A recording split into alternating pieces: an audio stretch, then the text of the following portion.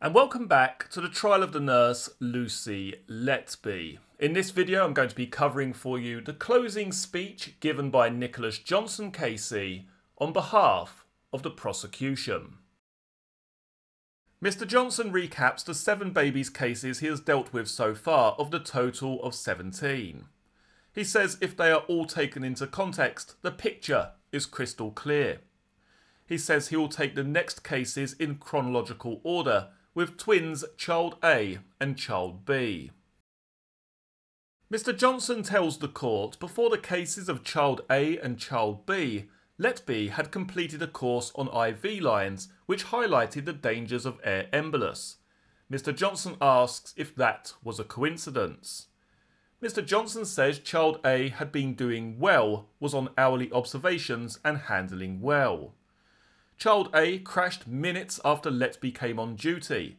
Mr. Johnson says there is no doubt Letby had been involved with Child A's care. He says the evidence was that Lucy Letby was literally standing over him at the time of the collapse. He says the circumstances of the collapse are similar to that of Child L and Child M, with Letby operating in plain sight. Mr. Johnson says despite air going in and out, Child A's saturation levels and heart rate were falling. He says Dr. David Harkness described very unusual patches of skin discoloration which he had never seen before and only saw once again with Child E. He described patches of purple, blue, red and white that didn't fit with Child A's condition, and the rash flitting around. He said he was too busy trying to save Child A's life to get a full description. He was criticised by the defence in cross-examination for not noting it down. It was suggested by the defence that he had been influenced to apply this description to Child A. Mr. Johnson asks what the implication was, that he didn't see anything. It was suggested discussions had deep set in his mind. Dr. Harkness said he had seen it in Child A and Child E. That made him realise how significant this discoloration was.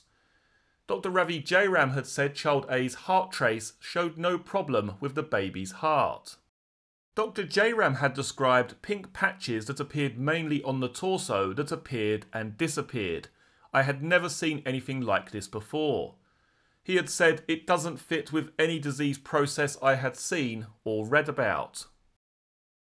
Mr. Johnson says Dr. Jairam was taken to task by the defence as he had not mentioned the discoloration in notes. He said he had not realised the significance of it at the time and only realised it when later examples came up in other babies. Mr. Johnson says the accusation by the defence that Dr. Jairam had made it up is smoke and mirrors to distract jurors from the truth. He says there is other evidence, not disputed, to back Dr. Jairam's account. He refers to Letby's July 2018 police interview. Letby had referred to the rash for Child A as a quote, rash-like reddy purple, more on the side that had his line in, which was the left.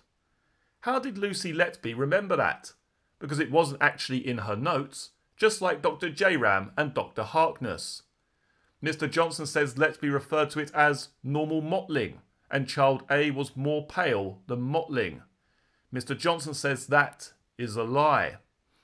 Mr. Johnson says if Letby accepts that as unusual, it causes real problems for her defence. He says Letby used the word blotchiness for Child A in police interview. Letby had said mottling and blotchiness were interchangeable.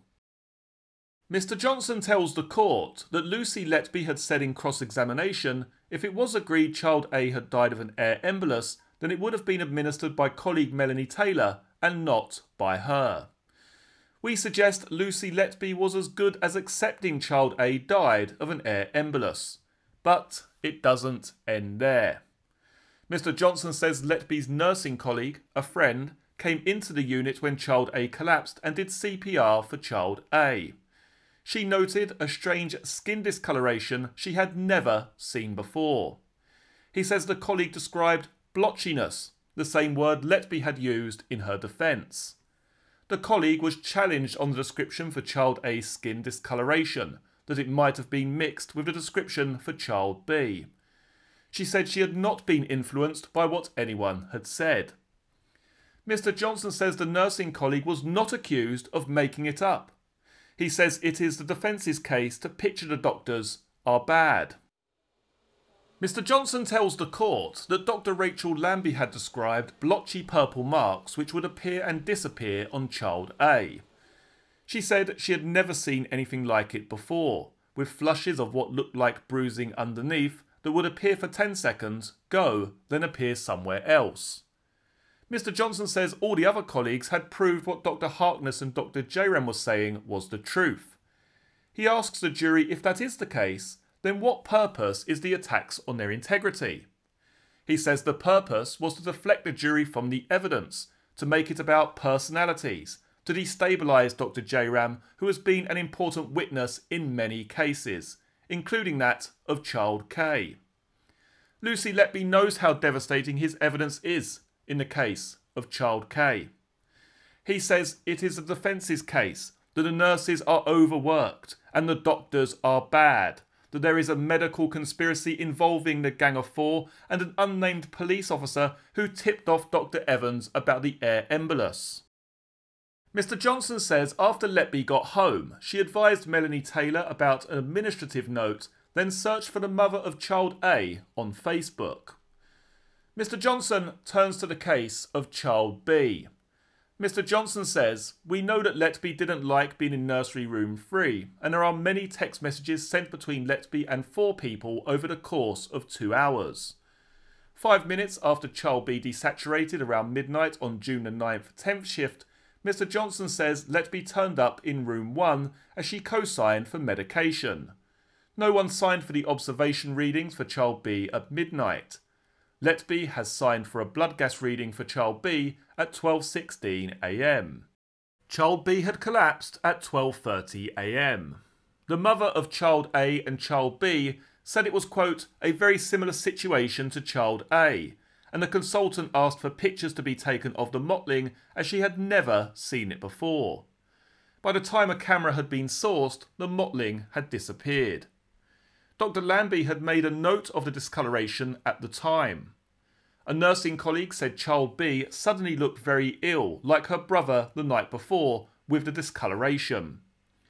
Mr. Johnson says the colleague had said, "Oh no, not again," and made a note of it which read, "changed rapidly to purple blotchiness with white patches." Mr. Johnson says Letby had used the words a rash-like appearance as it looked like a rash on child B and it was unusual. Lucy Letby, we suggest, could not keep out of nursery room 1. She elbowed her mate out of the way. Letby signed for a blood gas record for child B at 12:51 AM while child B was being resuscitated, then signed for a 1 AM observation reading and co-signed for a morphine administration at 1:10 AM.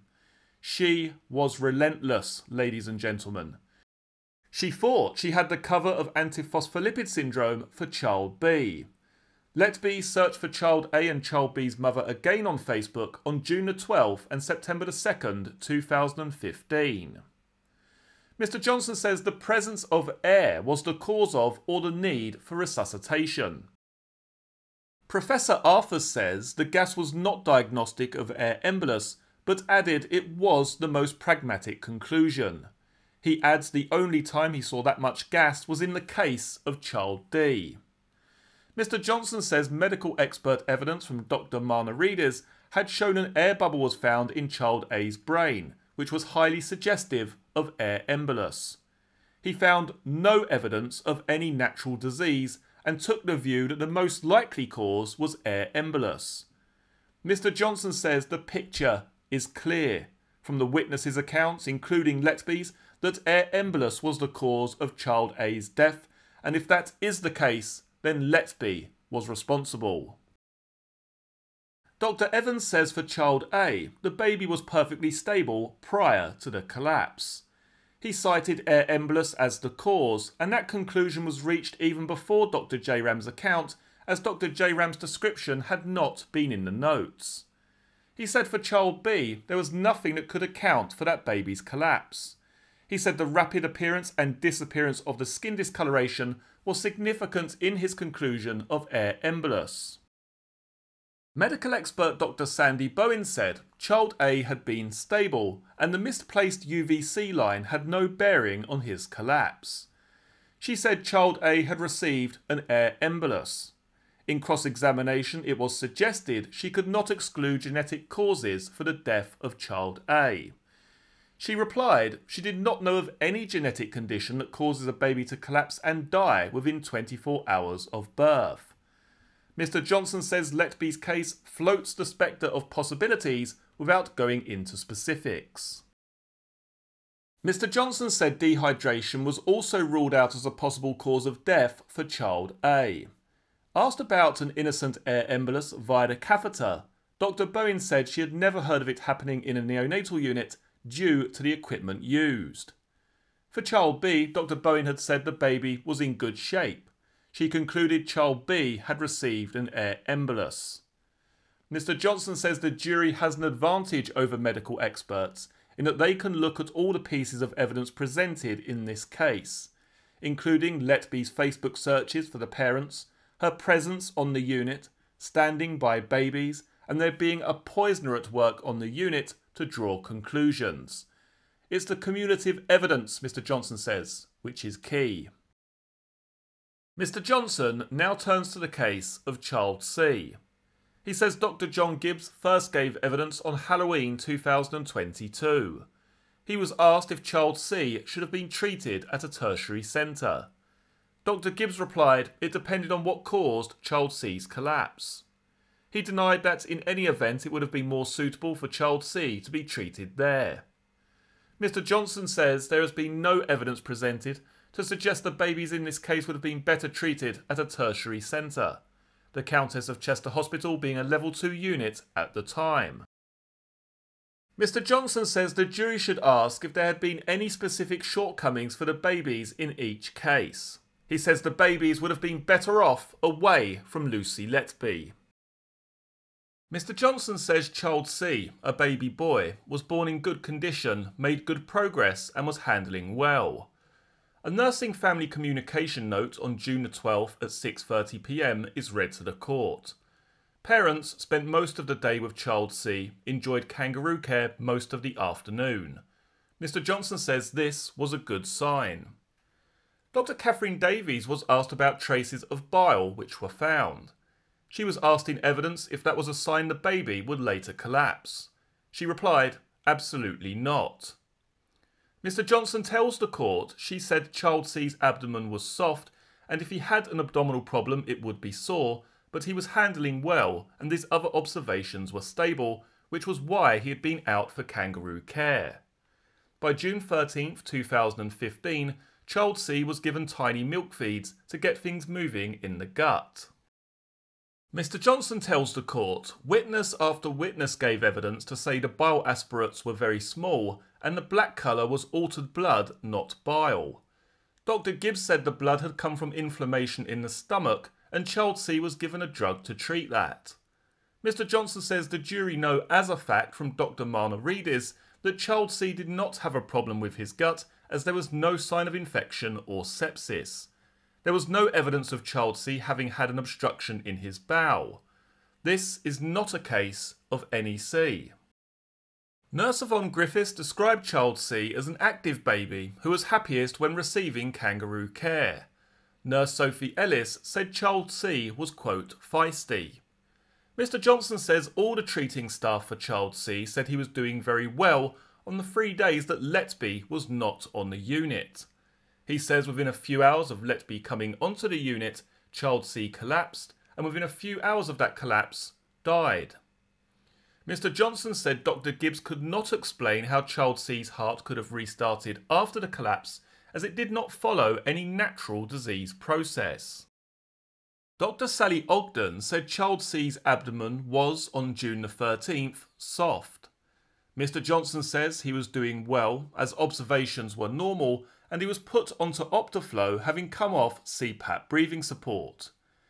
Letby's nursing colleague suggested to Letby that the baby in room 3 was more of a priority, as that baby had breathing difficulties than child C in room 1.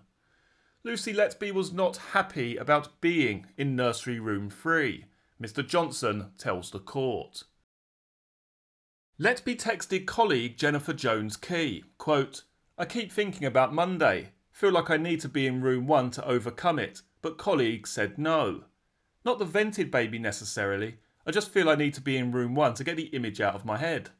Mel said the same and colleague let her go. Being in 3 is eating me up. All I can see is him in room 1. Mr. Johnson says the baby who was not vented would be child C. Mr. Johnson says there was no reason for Letby to be in room 1. Letby texted Jennifer Jones-Key again, quote, "Yeah, I've done a couple of meds in room 1, I'll be fine." Mr. Johnson says this is something Letby has since revised in her evidence. The neonatal schedule shows Letby being a co-signer for babies in room 3. Mr. Johnson says it was repeatedly questioned whether Sophie Ellis, the new girl, was up to the mark to look after child C. 3 separate nurses dismissed that suggestion. Mr. Johnson says in cross-examination this was taken up with Letby. The person who had what you wanted wasn't sufficiently qualified for the job? Letby replied, "No, Sophie wasn't. I think in the correct position to care for child C." Why was that? She was recently qualified. She didn't have the skills. She didn't have the experience of premature babies, like baby C.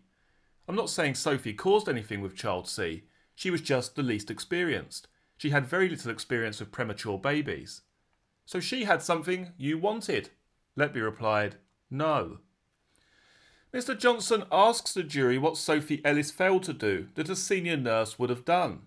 He says there is no evidence of anything, and asks why that suggestion was made to 3 nurses in cross-examination. He says it is trying to create something seriously wrong at the hospital, and is gaslighting the jury. Mr. Johnson says the series of text messages and its content in relation to suggests Letby was not rushed off her feet, but instead had death on her mind and sabotaged child C. Sophie Ellis had aspirated child C's stomach and found a small amount of green bile. There was no air or anything else. She left the room and within a short amount of time the alarm went off. Upon her return, Letby was standing by child C and Letby said words to the effect of, "He's just had a Braddy." Nurse Melanie Taylor was challenged repeatedly on her account of the event. She said she remembered Letby being at the centre of the event. She said she was surprised at how cool and calm Letby was. Dr. Catherine Davies was crash bleeped to the room. There were no heart sounds or respiration, and this was very unusual. She said even with the smallest, sickest babies who had collapsed, there would be some heartbeat or respiration rate, but with child C, there was nothing at all. During intubation, child C's vocal cords were seen by Dr. Davies to be swollen. Mr. Johnson says that is found in 5 of the baby's cases in child E, child G, child H and child N. Somebody put something down child C's throat. Who do you believe that was? Dr. Gibbs said if there had been an abdominal obstruction, there would have been repeated vomiting.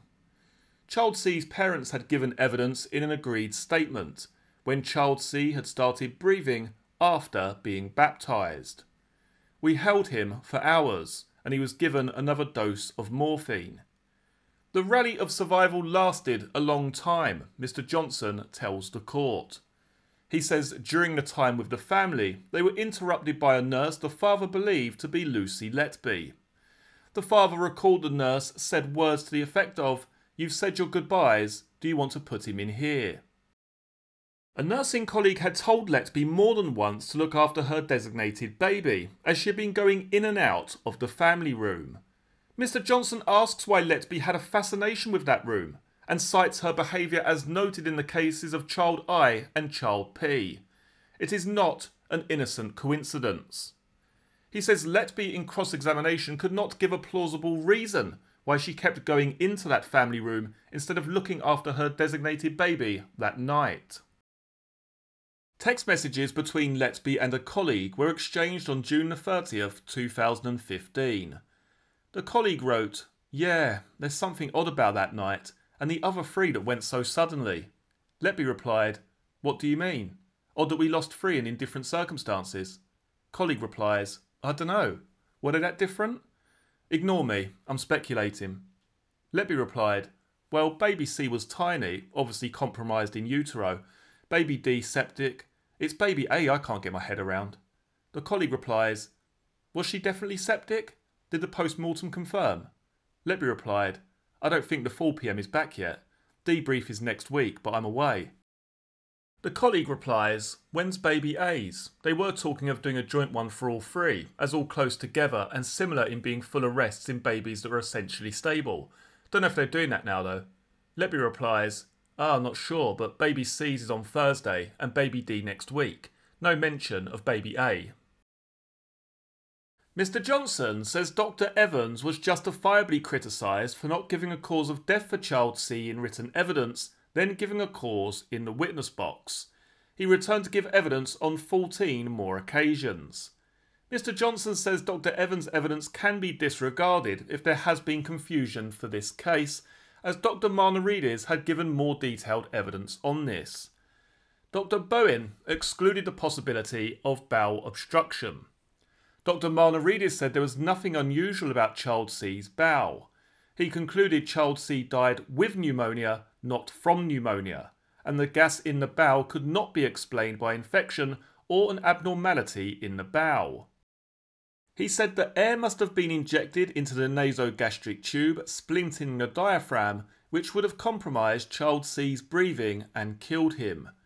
He added, I have never in the past 10 years come across even a suggestion that CPAP belly would lead to the deterioration of a baby, let alone this gastric distension that would lead to a baby's death. Mr Johnson says child C came off CPAP 12 hours before his collapse. He did so well after kangaroo care he was put onto Optiflow, a much less invasive method of breathing support. His NG tube had also been aspirated shortly before his collapse and no air was found. Dr Marnarides described massive gastric distension, using the word ballooning. Mr Johnson says Letby's interviews are very important in this case.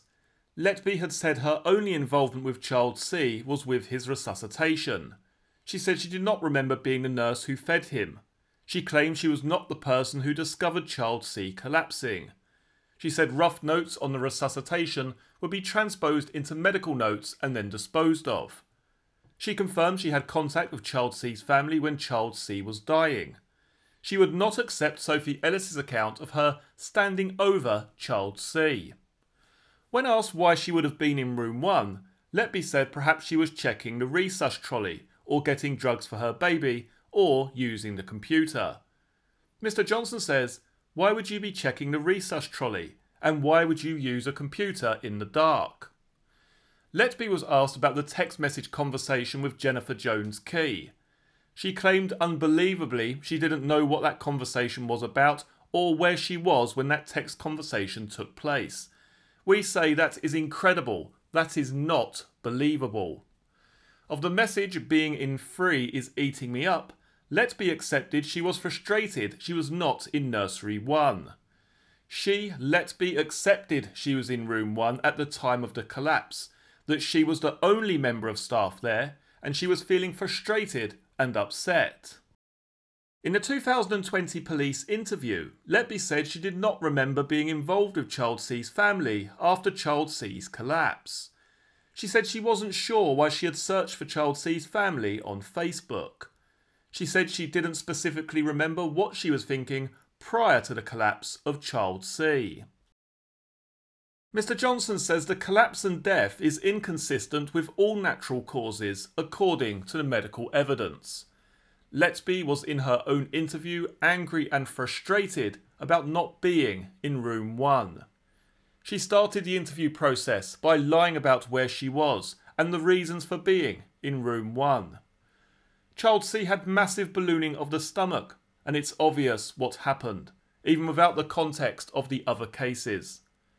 It's as plain as the nose on your face that Lucy Letby must have injected air down the nasogastric tube into child C. It was one of her favourite ways of trying to kill children in this case. Mr Johnson says there is a constellation of coincidences that can make the jury sure child C did not die of natural causes and that Lucy Letby killed him.